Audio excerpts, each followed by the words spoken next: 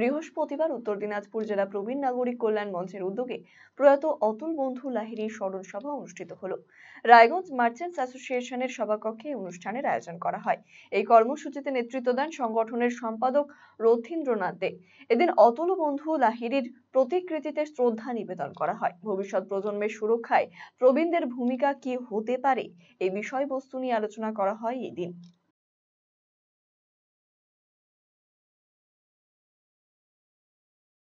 আমাদের কর্মসূচি হলো যে রায়গঞ্জে প্রবীণ নাগরিকদের যিনি প্রথম সংগঠিত করেছিলেন স্বর্গীয় অতুল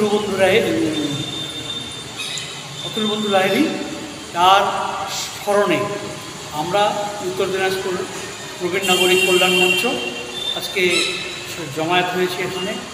এখানে আমরা মূলত ভবিষ্যৎ প্রজন্মের সুরক্ষায় প্রবীণদের ভূমিকা কী হওয়া উচিত সে ব্যাপারে আমরা কথাটা বলছি, আলোচনা করছি।